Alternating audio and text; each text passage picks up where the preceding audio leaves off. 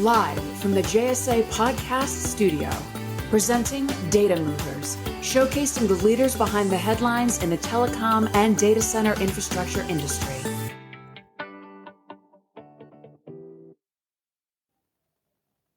Hi, everybody. Welcome to our podcast series, Data Movers. I'm your host, Jamie Scotto-Cataia, CEO and founder of JSA, along with my fabulous co-host, Mr. Evan Kirstel, top B2B social media influencer. Hey, Evan. Hey, Jamie, and welcome everyone to Data Movers, where we sit down with the most influential men and women of today's leading telco and data center world, supporting the network infrastructure requirements of this modern world. Jamie, I'm here in Chicago. There's a big event called HIMSS. Do you know what that is? I've heard of HIMSS. I think everyone has, especially talking critical infrastructure and healthcare.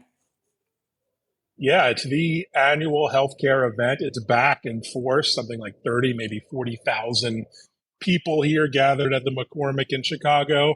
And there is a big agenda on the table to reinvent healthcare. Are you a fan of our healthcare system? You've had some access with a baby in the last couple years. Actually, I gave birth in my bathtub just to run away from the healthcare system of our country. Kid you not. Wow. Well, that says a lot, but there needs to be a lot of transformation in healthcare, not just in maternity services, but across the board, especially in health IT, where we have, a $1 trillion part of our economy essentially running on paper and fax machines. Oh, wow. Yeah. Yeah. That's insanity. Digital transformation has to happen in the healthcare networks, and our industry is ready. So, which actually is a phenomenal way of bringing in our guest, our fabulous guest for today's show. Please join me, Luke Kipfer. He's the Vice President of Data Center Development and Construction from the fabulous PowerHouse Data Centers. Hey, Luke. Hey, Luke. Jamie. Thanks for having me here. Hey, Evan. Hey, good to see you. Good to hear you. So, Luke, we have a really interesting topic. PowerHouse Data Centers just announced a huge milestone with its ABX-1 Data Center project. So, for those not informed on the ins and outs, tell us about the project and what it brings to Data Center Alley, and maybe introduce yourself to the viewers as well. Yeah, absolutely. No, appreciate it. Luke Kipfer, Vice President of Data Center Development and Construction for PowerHouse Data Centers. PowerHouse is the digital high-tech platform for American Real Estate Partners, who's been a developer in the area for 20 plus years. So officially branded PowerHouse Data Centers last year, and we're super excited about ABX-1 because that's our first data center we're bringing to completion. Just had the topping off. It's a great project for us because it is right in the heart of Data Center Alley, right off Loudoun County Parkway, Bowmead Circle, right in Ashburn. When we came into the market with PowerHouse, one of the keys to kicking off was really establishing ourselves in Ashburn, in the world's potentially toughest data center market to develop in. So we started with ABX-1. We just topped out. We're delivering that building to the end user in October, and we're excited to get that one done and get the next project started. Absolutely. And, we're talking Ashburn, we're talking the heart of data centers. And then I wouldn't just say nationally, I would say globally. It's incredible. Now, what can you tell us a little bit about, say, that PowerHouse Arcola project I keep hearing about? Yeah, no, Arcola is the next one coming up. That's another super exciting project for us, down just a little bit south of Ashburn, across from a Google center down there. And it's an area that's really experiencing a lot of data center growth. That's going to be 120 megawatts, a 2-building campus. So we're really excited about to kick that one off, and that'll be, an early 26 delivery for that site there. Awesome. Yeah. That's incredible. And there's a partnership there too with a local power company that is worth noting, right? Those on-site substations providing that critical power, which certainly if you've been following data centers at all. You've heard about some of the power constraints that we've been experiencing in Ashburn area, in Data Center Alley with some of the transmission issues that Dominion's been having. So one of the key differentiators between us has been really our relationship with Dominion, with local utilities across the country. So all of our projects, not just Arcola and ABX-1, but also our PowerHouse specific project, all include substations on site. So that really helps from a delivery perspective, as well as even just distribution from the substation to the site. So it really allows us to deploy infrastructure at a faster pace than some of our competition in the market. And when we're talking PowerHouse and power, you have to talk sustainability. Yeah, no, one of the great things about starting a new platform like this is that we're not anchored in old legacy views of sustainability and ESG practices. So one of the core tenets of PowerHouse as we got started was making sure that sustainability was a key and that we kept that in mind with all the developments that we did. So one of the big steps with that was joining the iMasons, the Climate Accord.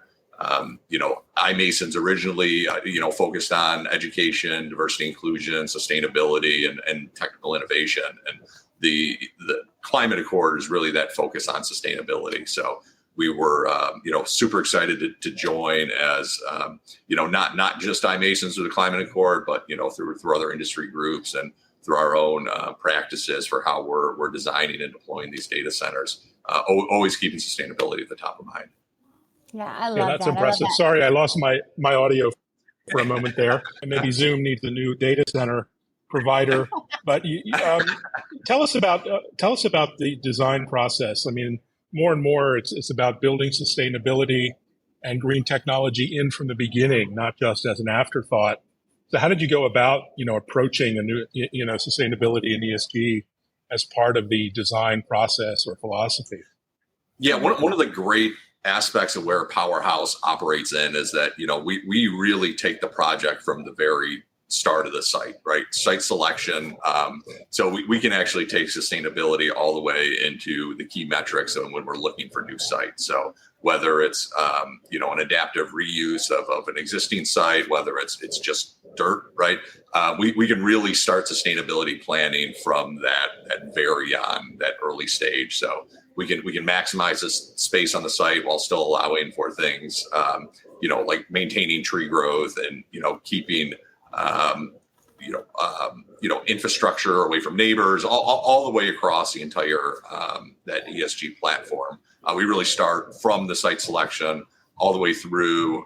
We work with a lot of the major hyperscalers that are driving change and driving innovation within the industry. So we understand their requirements and we're able to build those in early on in the project. I just love that. Wow. I love that. And the ESG is right through to each of your people, even your contractors, that you employ on job sites. They are also very much part of your robust ESG program. So love that. And again, PowerHouse, you guys are really known as the newbies, the disruptors in the data center market, even though you've had 20 years plus history with AREP going on. But how does revitalizing properties in Data Center Alley really work to your advantage in this very crowded market? It's especially in that, the greater Ashburn area. There's no great data center land sites available anymore, right? There's nothing sitting around waiting for someone to scoop it up. So at this point, to operate in the market, to be successful in the market, it's really looking at whether it's aggregating parcels together, whether it's taking sites underdeveloped in terms of like our Pacific site that's old office space, being able to turn that into a data center site. So it really takes creativity and it takes experience with the market, which is one thing that AREP brings as the umbrella organization for PowerHouse, that understands how to get zoning done, understands how to get utilities to the site, has the local relationships to really, make some of these reuse of properties happen within the market. Fantastic. And the property isn't yet finished. I believe it's scheduled for the upcoming weeks, although you do have a community 5K run for the local folks. I won't be running. I just finished the Boston Marathon, so I'm a little bit sore. But just kidding. Tell us about the race and why community partnerships and outreach is so important as part of your philosophy. Yeah, it's really the same approach we take with ESG. We're coming in as a new player, and it's important for us to be good neighbors. Especially as data center growth and density is increasing, the data center market is no longer flying under the radar when it comes to neighborhood relations. Obviously, Loudoun County is getting a lot more strict with their rezoning.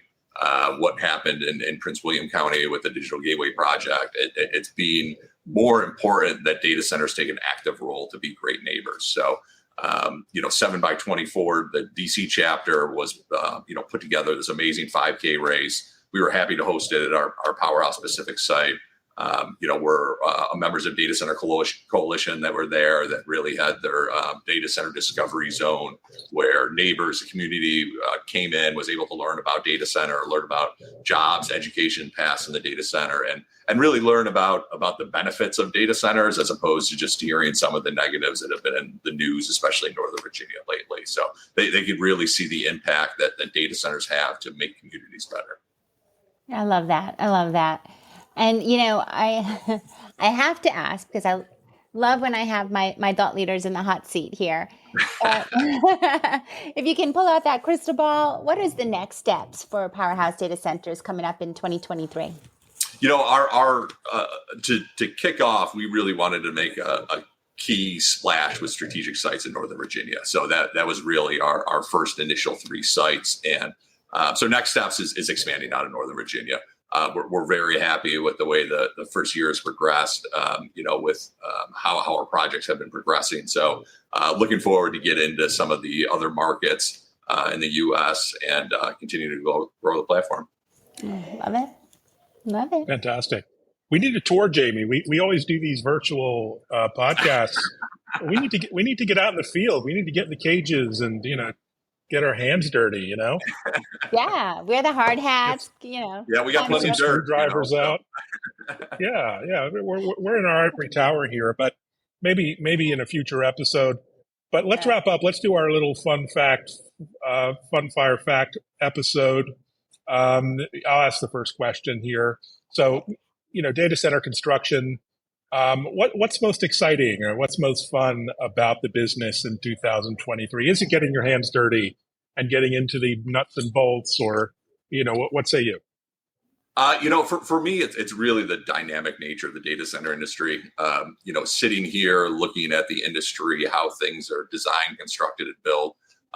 We're totally different than we were 5 years ago and unrecognizable to where we were 10 years ago. So really the rapid shifts that occur within the industry, there's some great intelligent minds within the industry that really pushes us forward quickly. So I think we're amazing at adapting to change and adapting to new technologies.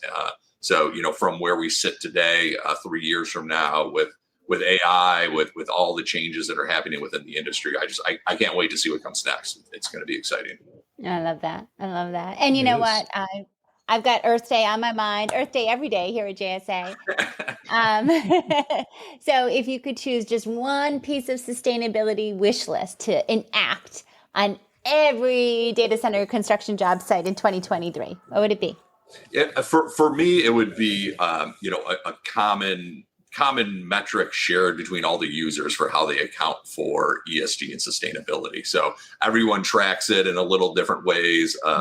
It's one thing that iMason's Climate Accord has been making great strides on, but not everyone is working from the same data set. Not everyone's working towards the same goals. Not everyone has the same goals. So really, we need to become aligned as an industry to not just where we want to be, but how we're tracking us getting there. So that if I could wave a wand today, we'd all be tracking the same things as projects go along, because we're all tracking a lot of the similar metrics when it comes to megawatts and when it comes to costs. And, there's a lots of metrics that we track as an industry, and sustainability just hasn't had a widely accepted set of those that we're able to compare across different organizations. Love that answer. Fantastic. Now let's ask, suppose you get trapped in the data center overnight on the weekend by accident. You can only watch one movie on repeat 24 hours in a row. Which movie would it be? That's definitely Office Space. That's my every time that's on. Every time that's on TV, I've got to finish watching it. That's one of my favorites. My son and I love that movie. It really cuts across generations, despite being Gen X versus Gen Z versus millennial. Yeah, it's still surprisingly relevant today. So that's the one I've always got to watch. I love that. And I'm so surprised we didn't get Gladiator as an answer again on this show. Woohoo! Yeah, the guys, we guys like Gladiator. I'm talking about Russell Crowe. Something. All right. So here's my last question, Luke, for you. One word that people like to use to describe you. That's I don't know. Are there sensors on this program? We have the button. Get your hand on the button. No, honestly, I think quiet. I mean, I'm naturally an introvert. So I just happen to get excited talking about data centers. Oh my goodness, that's so surprising. I was definitely thinking like so friendly and outgoing, and you're like quiet. I'm like, yeah, no. And generally, I'm a pretty quiet guy. I just when you find something I like talking about, I'll talk about it. So yeah. I'll talk about data centers all day long. So I love that. Well, it's so good meeting you, Luke, and congratulations on all the success. I mean, one thing my takeaway from HIMSS and Chicago this week is, all of these incredible applications and services and devices to enable better patient experience and patient care requires data and data centers. And so we must continue to grow, again, not just for watching Netflix, but for the patients, our parents, our family members, to serve and support them better in this new world of hospital IT. So really great to see the investments you're making and much tech for good. Yeah, absolutely. When you look at all the different industries that are dependent on data center growth, it really shows how critical it is that we continue to deploy at scale in an efficient and a sustainable manner. Absolutely. Wonderful last words. I love that. All right, guys, if you enjoyed today's Data Movers podcast as much as I did, be sure to check us out at jsa.net/podcast for upcoming Data Movers episodes. And of course, Evan, where can they find us? LinkedIn and Facebook and YouTube and Instagram and Reddit and Quora. And what I miss? Anything else? Social media. I'm like, if you can't find Evan, then there's a problem. Well, everybody, stay safe out there. Do your thing. See you hopefully at ITW or some big events coming up. Data Cloud. There's so much going on. We are hitting our event world back again at HIMSS too in Storm. So get out there, guys. Stay safe. And as always, happy networking. Bye, everyone.